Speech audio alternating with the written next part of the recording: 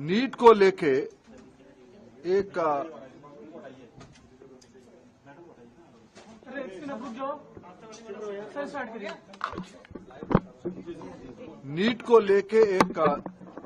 फैसला आज supreme court की स्तर से आई है।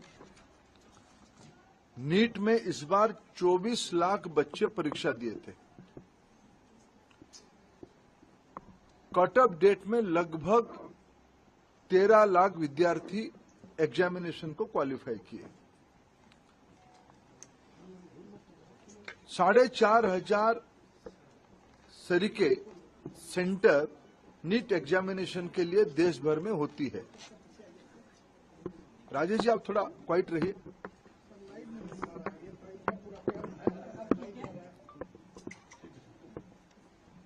साढ़े 4,500 सेंटर देश भर में होती है। अनेक देशों में भी नीट की सेंटर होती है।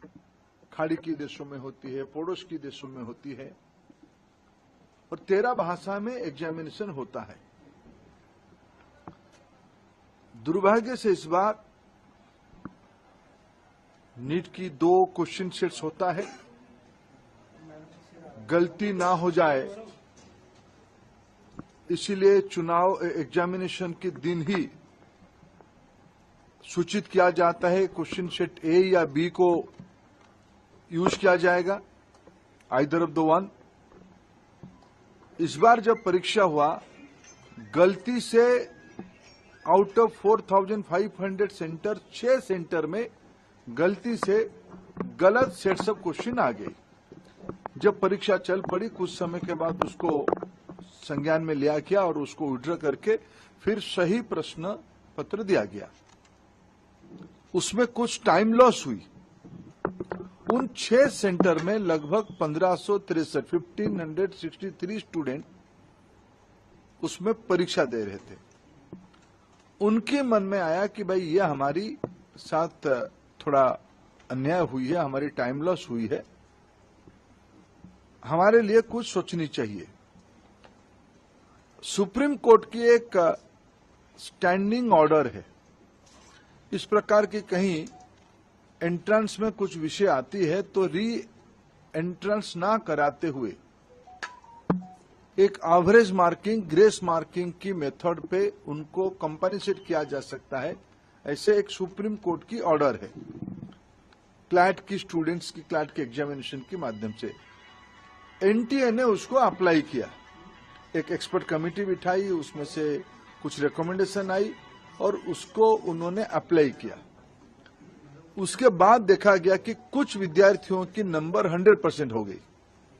उनकी जो एवरेजिंग किया गया, उनको जो ग्रेस मार्क दिया गया, उसमें कुछ विद्यार्थियों की नंबर 100% हो गई। इसमें भी फिर कुछ लोग कोर्ट पे गए। पहले कुछ लोग कोर्ट पे गए थे कि हमारी टाइम लॉस हुई। कोर्ट ने ऑर्डर दिया तो एनटीए को उसमें एक किस ग्रेस मार्किंग की प्रैक्टिस को अपनाना पड़ा, पद्धति को अपनाना पड़ा। फिर जब ग्रेस मार्किंग में कुछ विद्यार्थियों की नंबर 100% हो गई, तब फिर कुछ लोग कोर्ट पे गए। उस बीच में एनटीए ने फिर एक एक्सपर्ट कमेटी बिठाई, एकेडमिक्स कमेटी बिठाई। उन्होंने कुछ सोच समझ किया और कोर्ट ने आज उस कमेटी के ऑब्जर्वेशन को देखते हुए आज ऑनरेबल सुप्रीम कोर्ट ने स्पष्ट किया है उन 1563 स्टूडेंट्स को री एग्जामिनेशन का अपॉर्चुनिटी दिया जाए। 23 जून को 1563 स्टूडेंट को दोबारा नीट एग्जामिनेशन का ऑप्शन उनके सामने दिया जाएगा। वो परीक्षा दे सकते हैं, नहीं तो जो उनको ओरिजिनल परीक्षा की जो नंबर है उनको वो परीक्षा उसको भी ऑप्ट कर सकते हैं। नहीं तो अगर उनको उसमें ना देके और एक चांस लेना है तो वो 23 जून को एक बार परीक्षा भी दे सकते हैं, जो चाहेगा। ये आज सुप्रीम कोर्ट के एक बहुत स्पष्टता के साथ ऑर्डर आई है, उसको मैं स्वागत भी करता हूं। शायद उसके बाद नीट को लेके जो एक संशय और शंका जो संशय और जो शंका सामने आई थी वो आज समाप्त हो रही है। कुछ और विषय ध्यान में आई है, सरकार गंभीरता से उस विषय को ध्यान पे लिया है। हमें पूरा पारदर्शिता, कुछ विषय क्वेश्चन लीक की भी आई है, कुछ रिट पिटीशन उसके ऊपर भी लगी है, सुप्रीम कोर्ट की संज्ञान में है, उसके ऊपर भी सरकार अपना स्पष्ट मत रखेगा। मेरे जितना जानकारी है, नीट एक कॉम्पिटेंट एग्जामिनेशन करने वाला अथॉरिटी बन चुकी है।